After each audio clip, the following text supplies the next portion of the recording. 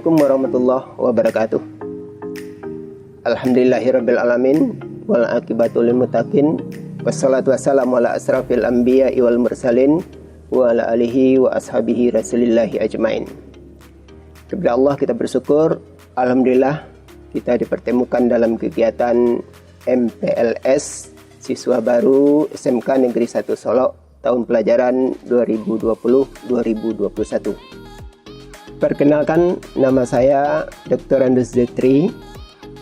Di SMK Negeri 1 Solo ini mendapat tugas sebagai guru pendidikan agama Islam dan juga tugas tambahan yakninya sebagai wakil kepala bidang sarana prasarana semenjak tahun 2019. Kemudian saya mengucapkan selamat datang kepada siswa baru SMK Negeri 1 Solo tahun pelajaran 2020-2021. Semoga selama 3 tahun berada di sekolah kita ini Anda mencapai cita-cita yang diharapkan oleh orang tuamu, dirimu sendiri, dan nusa bangsa dan negara. Sekolah kita SMK Negeri 1 Solo yang beralamat di Jalan Ki Hajar Dewantoro, Lubuk Sikarah, Kota Solo, memiliki luas tanah lebih kurang 2 hektar lebih.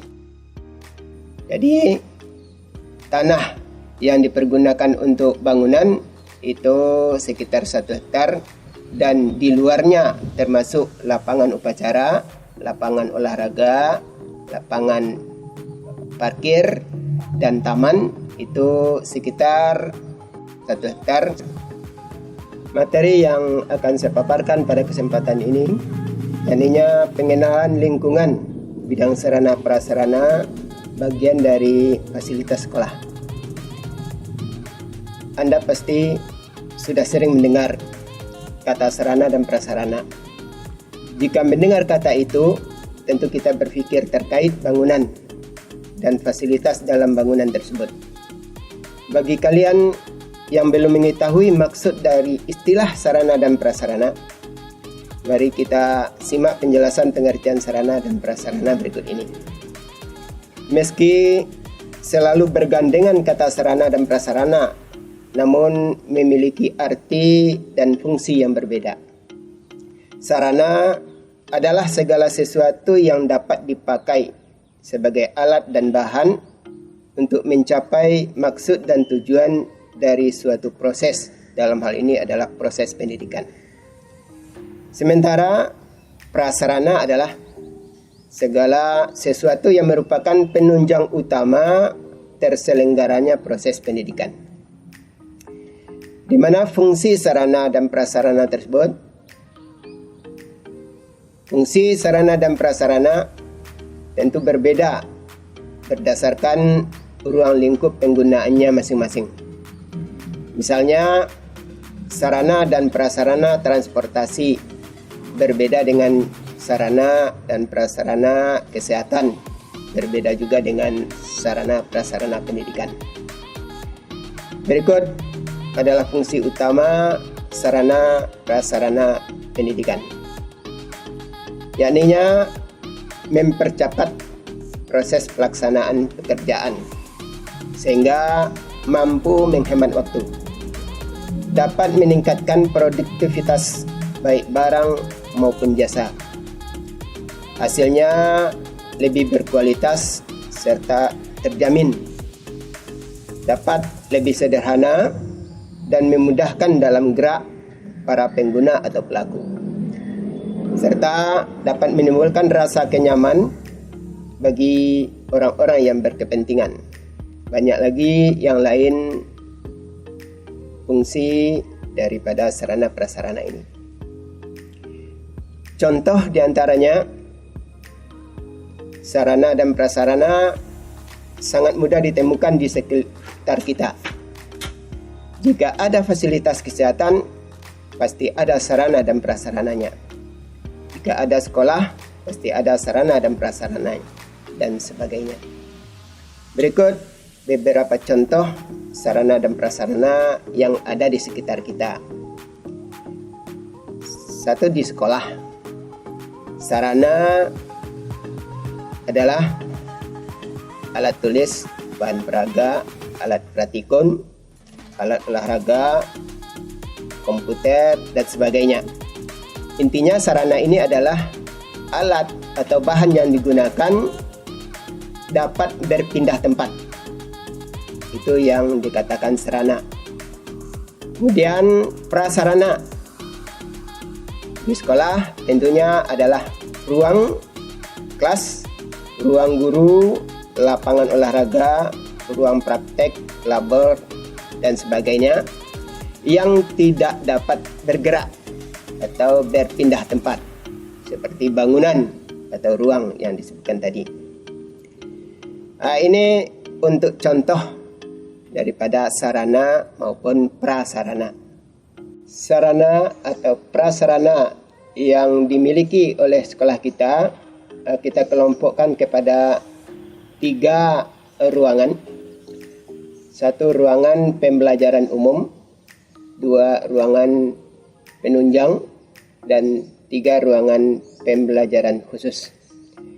Pada kelompok ruangan pembelajaran umum terdiri dari ruang kelas yang jumlah atau luasnya 8x9 sekitar 72 meter bujur sangkar. Itu berjumlah 50 lokal. Dimiliki untuk pembelajaran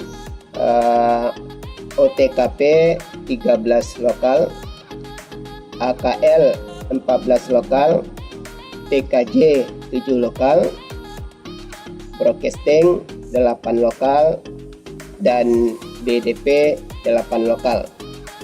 Untuk tahun pelajaran 2020-2021 ini yaitu 50 lokal atau ruang untuk belajar teori yang dipergunakan oleh sekolah kita.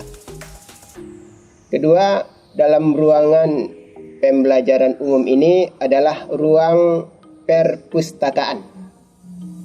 Luasnya 22x16 sekitar 352 meter bujur sangkar. Ini berakreditasi A. Alhamdulillah, perpustakaan di sekolah kita lengkap.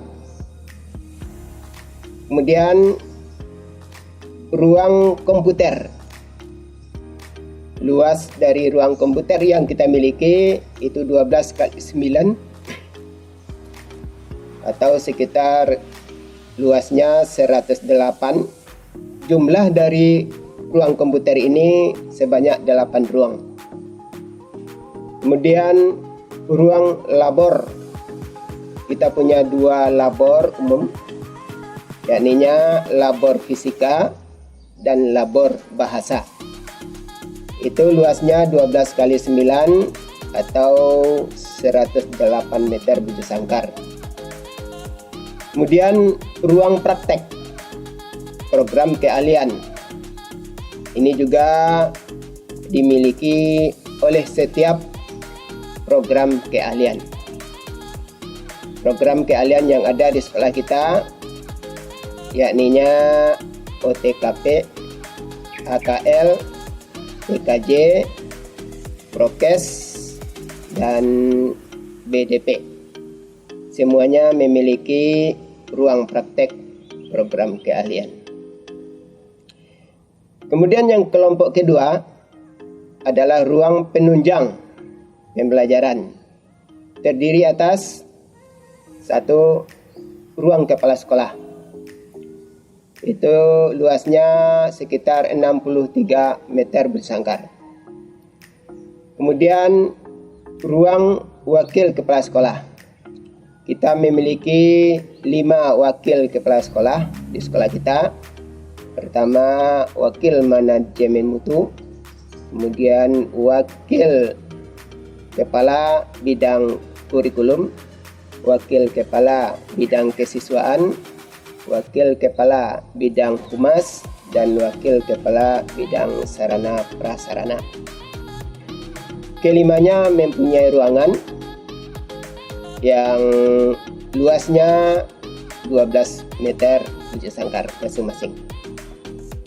3 ruang guru. kita mempunyai ruang guru dengan luas 450 meter bujur sangkar. Ruang guru yang dapat diandalkan atau yang representatif. Kemudian ruang tata usaha itu luasnya sekitar 180 meter bujur sangkar.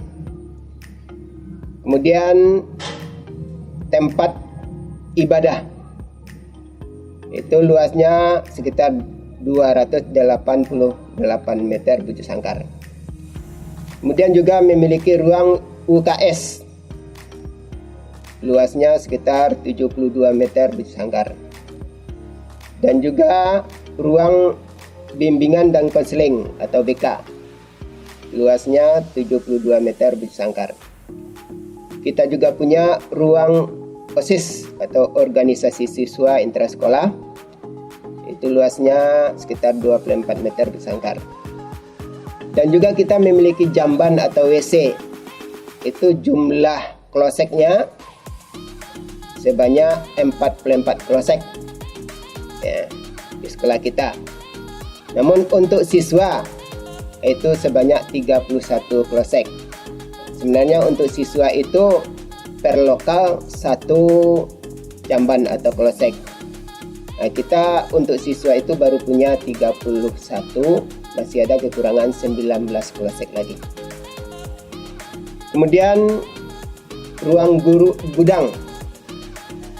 Gudang kita punya 2, yaitu gudang inventaris dan gudang peralatan yang tidak dapat dipergunakan.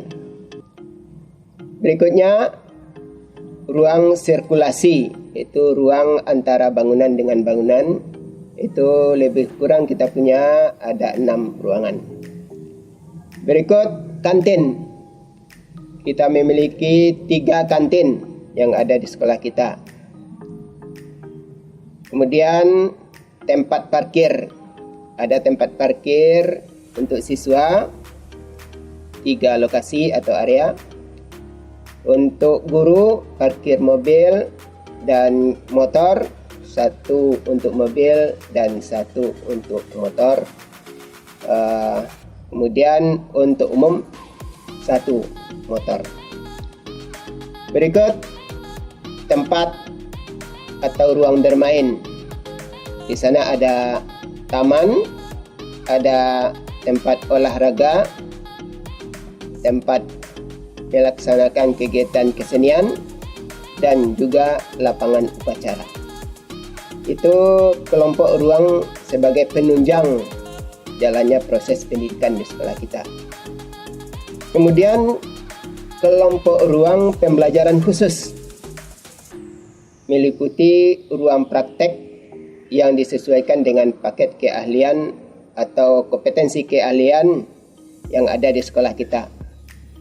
Jenis ruang praktek yang diperlukan oleh masing-masing kompetensi keahlian di sekolah kita itu sepertinya kompetensi keahlian teknik komputer dan jaringan, itu memiliki ruang praktek labor fisika, ruang praktek labor komputer, ruang praktek labor bahasa, ruang praktek dasar program keahlian, dan ruang praktek atau labor apresiasi seni. Itu dimiliki oleh kompetensi keahlian teknik komputer dan jaringan. Untuk kompetensi keahlian bisnis daring dan pemasaran atau BDP, selain daripada ruang labor fisika, itu dimiliki oleh bisnis daring dan pemasaran. Kemudian kompetensi otomatisasi dan tata kelola perkantoran sama dengan BDP, tidak mempergunakan ruang labor fisika. Juga akuntansi dan keuangan lembaga tidak mempergunakan labor fisika. Berikut yang mempergunakan labor fisika dan labor lainnya itu adalah kompetensi produksi siaran program televisi dan program film. Inilah kompetensi keahlian yang mempergunakan ruang praktek khusus dalam kegiatan pembelajaran. Selain dari ruangan yang disebutkan tadi, kita juga mempunyai ruangan untuk melengkapi fasilitas yang ada di sekolah kita. Yang pertama ada ruang satpam, kemudian ruang PEVA, terus koperasi, ada lagi tempat kerjasama dengan DUDI, yakni BPR. Berikut kita memiliki aula ya untuk dipergunakan sebagai ruangan pertemuan dan kegiatan ekstrakurikuler yang dapat menunjang kegiatan di sekolah. Juga memiliki lapangan olahraga ya, kemudian lapangan upacara, terus kegiatan yang dilakukan di lapangan itu diantaranya ekstrakurikuler dan tari dan sebagainya. Berikut kita sedikit menyinggung yang berkenaan dengan Green School di sekolah kita. Secara arti kata, Green School adalah sekolah hijau. Namun dalam makna luas diartikan sebagai sekolah yang memiliki komitmen dan secara sistematis mengembangkan program-program untuk menginternalisasikan nilai-nilai lingkungan ke dalam seluruh aktivitas sekolah. Karenanya, tampilan fisik sekolah ditata secara ekologis sehingga menjadi wahana pembelajaran bagi seluruh warga sekolah untuk bersikap arif dan berperilaku ramah lingkungan. Melihat kondisi lingkungan sekitar saat ini, konsep sekolah hijau sangat penting untuk diimplementasikan secara lebih luas.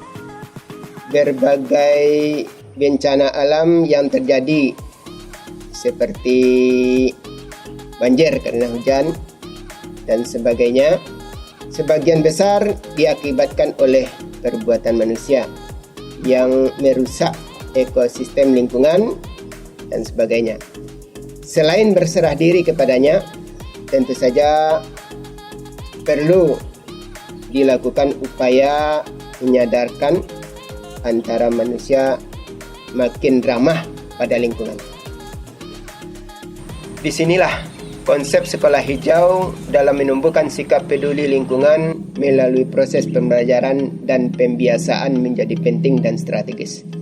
Di sekolah, proses pembelajaran mengarah pada upaya pembentukan perilaku siswa yang peduli lingkungan melalui model pembelajaran yang diaplikasikan dan menyentuh kehidupan sehari-hari.